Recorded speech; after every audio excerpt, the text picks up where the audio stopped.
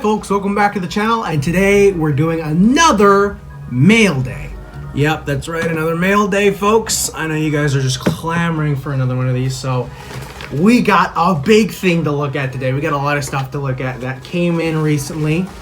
Here we go. No, I'm gonna save all these as surprises. You guys are gonna see them one by one, and I don't really have much else to say on that, aside from just getting into it. So first up, we have Combat Shock. This is, it was released by Troma, which is the same company that made such hits as The Toxic Avenger and other stuff like that. They released this. Lloyd Kaufman and Michael Hurst presents a Troma team release, but this film was not actually made by Troma. It was made by Buddy Giovinazzo, who I assume is Italian. And this film is also known as, I think it's also known as American Nightmares, because this is the 2-disc uncut 25th anniversary edition, the Troma Masterpiece Collection. There's the cover right there. If you don't know what this film is about, it's basically about this, Vietnam War vet whose name is, what is his name? Frankie, I think. Frankie it's been about 15 years since the Vietnam War, and this guy is still having flashbacks. Really bad flashbacks. In the beginning of the movie, he has an actual nightmare about what he went through in the Vietnam War. Killing the other guys, killing the other team. And then the rest of the movie is just, him walking throughout he's basically broke. He has no money. He's living in an actual crap hole. There's literally crap all over the walls of his house for some reason. This movie looks disgusting, first of all, but it is such a good low budget. I wouldn't call it a Troma film, but a lot of people choose to call it a Troma film because Troma released it, and everyone says this is the best Troma film ever made. Which, if it was made by Troma, yes, I would say it was the best Troma film, but no, it was made by that guy. So the entire film is just about how he lives his life as a PTSD guy, and it has such amazing reviews as Like a Bullet to the Head from Film Journal, Raw Nightmarish and Absolutely Devastating from Mitch Davis Fantasia Film Festival, makes you want to slit your wrists, says John McNaughton, director of Henry Portrait of a Serial Killer. That makes sense. One of the most harrowing and painfully honest horror films I've ever seen. An overwhelming depiction of one man's hell, says Deep Red Magazine. This comes with 2 discs. The first one including the theatrical and the uncut film, supposedly taken from the 1st millimeter print. And the second disc is bonus materials behind the scenes, the early works of the director Buddy Giovinazzo, new interviews. The first interview with the main actor of the movie, Rick Giovinazzo. Oh, so I guess they're related. The original theatrical trailer, pretty good edition. If you find this, don't pass on picking it up because this movie is quite rare. Actually, I think I was able to snag this for a good price. But yeah, this is a great movie. It says here on the front, combines the New York City angst of Taxi Driver, the gritty nihilism of Fastbinder, and the unfiltered dementia of Eraserhead. One of the great cult films of the 1980s, said Shock Cinema. So yeah, great film. Happy to own it. Let's get on to the next thing. Here we have Prisoners.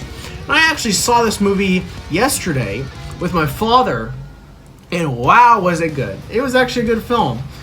I didn't expect it to be as brutal as it was.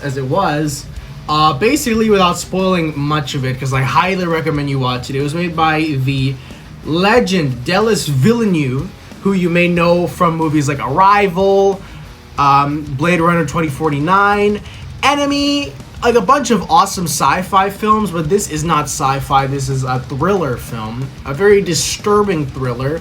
Basically, without trying to spoil it too much, it is about a man named Keller Dover, played by Hugh Jackman, and his daughter, and along with a friend's daughter, were kidnapped by someone, and he finds somebody whom he thinks is responsible for the kidnapping, so he kidnaps said kidnapper and tortures him until the kidnapper tells him where the daughters are. And there is this cop named Detective Loki, who is played by Jake Gyllenhaal. There's the two right there. Amazing performances, by the way. This movie's acting is gonna shake you. Like, wow, was it good. And it was a great movie. It's pretty long at 2 hours and a half, almost 3 hours long, but I think it uses that time well. Towards the end, it gets like all like kind of weird and preachy about some stuff, but you know, we're not here to talk about that. We're here to talk about how good the movie was, which it was good. It was really good. I recommend you watch it. Yeah, that's Prisoners. Epic. Glad to. I've been wanting to watch that movie for a while. I also want to watch the other movie that the director of this movie made called Enemy, which is about like giant spiders or something. I don't know.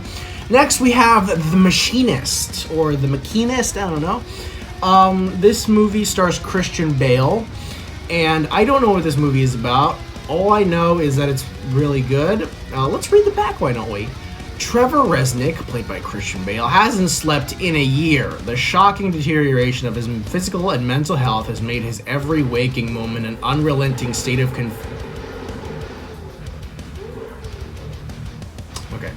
has made... Yeah, it's like, what? It's like 5 in the afternoon. Yeah, let's drill. Let's drill at 5 in the afternoon. Not at like 9 in the morning when that's convenient, everyone's awake and busy. No, let's do it at 5 when I'm trying to record a video. Okay, I think they're done. Every waking moment, an unrelenting state of confusion, paranoia, guilt, anxiety, and terror. His only solace for his living nightmare comes from an affectionate prostitute, played by Jennifer Jason Leigh. When cryptic notes turn up mysteriously in his apartment, and when hallucinations of a co-worker that no one else sees cause a gruesome machine shop injury, he embarks on a journey to find whether there is an elaborate plot to drive him mad or his fatigue has simply robbed him of reason. The more he learns, the less he wants to know. Sounds quite interesting. I mostly know this movie from the insane body transformation that Christian Bale did for it. Like, just go look up The Machinist Christian Bale, or just watch the movie, and you will see the state that this man was in just for this movie. Like, he has undergone some of the most like brutal body transformations I've ever seen for movies. Like, you've seen him in Paranormal Activity, then you saw him what am I in Paranormal Activity? Get your head in the game. You've seen him in American Psycho, how built he was in that movie. Then I assume he made this movie after that, and he got so skinny and anorexic. And then he was in The Dark Knight, and he had to buff up again. So this guy has been shrinking and growing throughout his entire career, so I commend him for that.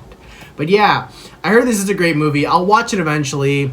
And if you want to know what I think of movies, go follow my Letterboxd. It's in the description down below. You guys can see whenever I post reviews of movies that I've just seen.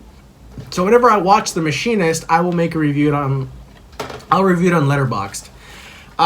Okay, we're gonna segue into something that is probably not that interesting for you guys, but I found a sealed copy of Jurassic Park: The Lost World for a very, very cheap price. I didn't own this movie on VHS prior to this, so now I do. I mean, I own the first movie on VHS twice. I don't know where the other copy is, but it's somewhere there.